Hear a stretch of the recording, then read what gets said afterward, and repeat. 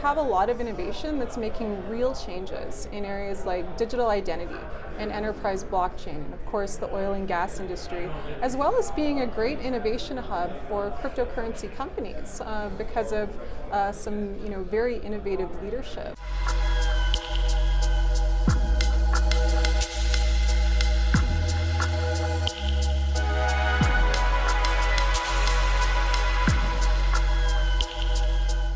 Hey folks, Flo here with CryptoNews Canada here at the Canadian Blockchain Summit, the very first Canadian Blockchain Summit, I should say. I'm here with Alexis Pappas. Please spell your name for me or pronounce it better than I just did. Alexis Pappas. Thanks, Great. Flo. Can you take a minute to introduce yourself, tell us who you are and what you do? Sure, absolutely. Well, I'm the Chief Innovation Officer of Calgary-based blockchain and digital finance firm GuildOne. We specialize in energy sector transaction management, as well as a number of different and really exciting sustainability applications. I'm also the Executive Director of the Canadian Blockchain Association for Women and a Director here at the Canadian Blockchain Consortium. So a very busy woman, and I also understand that you travel, so I'll ask you about that in a moment. But can you explain a little bit more about GuildOne, what it does, who it's for, and maybe where it's going? Sure, absolutely. GuildOne has actually been around quite a long time. The company was launched about 22 years ago and has always focused on managing complex data challenges in the energy industry, especially around royalty calculations, settlement, and transactions. And about 6 years ago, the company realized that enterprise blockchain, especially smart contracts, had some really innovative benefits for those types of complex data problems. And the company in 2018 did the world's first oil and gas royalty transaction on blockchain with a network of partners here in Alberta. And about a year and a half ago, we started realizing that these same technologies had a lot of applications in the field of carbon accounting, as well as carbon credit generation, and all of these really difficult ESG data challenges. And so that's something that we've been focusing on with the new initiative called ESG1, which is a new division of the company. And we're really seeing enormous growth in that area, both in the oil and gas industry as well as in forestry and natural assets. Very interesting. Of course, sectors that Canada is very known for and, Yes. and very strong in, I would say. But I would imagine that with the whole narrative around ESG and the future economy, as well as the potential for blockchain, you found a really, really great niche. A lot of potential. I think so, and I think that especially in traditional finance, this is a problem that's become unignorable, that there isn't enough data verification behind ESG investments, behind carbon offsets, behind all of these mechanisms that we're using to fund what needs to be about $100 trillion energy transition. And so as we're moving towards this much more sustainable future, we need to be able to trust the data behind these types of ESG assets, and blockchain is an incredible tool for creating transferable records that follow assets throughout markets and give a lot more credibility to the market. Yeah, wow, wonderful. Super, super interesting. So you travel a lot, as I said. I'd like to talk about the global market, but first, your unique vantage point on the Albertan and Canadian blockchain ecosystem. Yeah, we have an amazing ecosystem, I'm very proud to say. We have a very inclusive and diverse ecosystem. There are especially a lot of amazing women based here in Alberta who are leading some incredible initiatives, such as, of course, Kalea, the Executive Director of the Canadian Blockchain Consortium and a really good friend of mine. And I think that we come from an interesting dimension in the market because Alberta is not a region that's very prone to hype. We're about real value, we're about real applications, and I think because of that, we've developed a lot of companies that might not have, the international profile or the media coverage of companies that are based in, the States or in areas like Toronto. But we have a lot of innovation that's making real changes in areas like digital identity and enterprise blockchain, and of course the oil and gas industry, as well as being a great innovation hub for cryptocurrency companies because of some very innovative leadership that we have here in programs like the Financial Innovation Act and its That's good. That's a lot already. Wow. Well, Sorry, look, I mean, that was way too much. You might have to cut some of that. no, we won't. I forgot the name of the bill. Oh, it'll come back. About. No problem. Okay. Stay tuned for the name of the bill. And otherwise, we'll find it and we'll add it in the comments. As I said earlier, we follow each other on Twitter. And yes, so I we happen do. to know that you were in Miami for the Bitcoin conference. Yes. I also know that you were in Indonesia recently. I've spent Yes. 5 months of my life in Indonesia, Oh, 14 fantastic. years ago, and I have a few Indonesian friends too. Yeah. What were your thoughts being in such a faraway country? I think to talk about blockchain. What was your Yes. sense of what's happening in the region compared to what's happening here, maybe?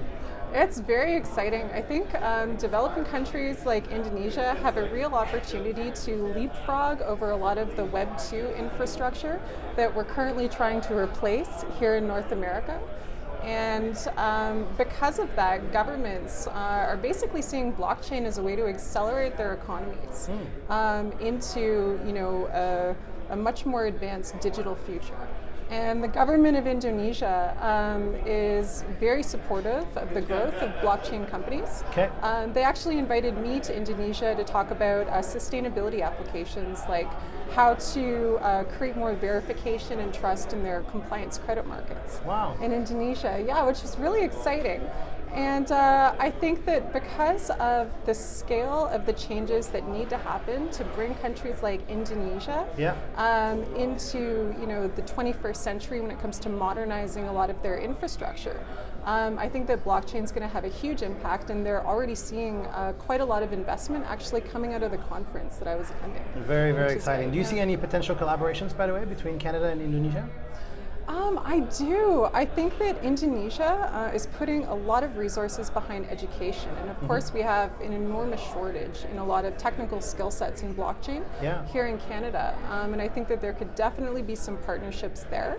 And around sustainability, one of the advantages that Alberta has in particular is that we have some of the world's leading regulations for the management of carbon and the measurement of the carbon intensity of things like oil and gas operations. Or forestry, which is big there too. And of course, and forestry as well. So because of the strength of our regulatory environment here, we have a real opportunity to help Indonesia develop its own regulations that employ some of the great methodologies that we use here. Absolutely. And back to your previous point about the sort of workforce opportunities, I want to ask you a little bit about jobs as a business leader and someone who wants to see the ecosystem grow.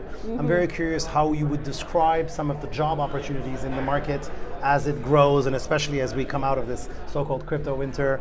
And how can people prepare for those jobs? I think that's really important too. That is a really interesting question. So the Canadian Blockchain Consortium is partnered with the Northern Alberta Institute of Technology on a really exciting series of business-level blockchain courses that are designed to create kind of foundational knowledge as to what is cryptocurrency, how are enterprise blockchain applications like smart contracts used in business settings, and that type of knowledge, which is really important, I think, for all professionals going forward.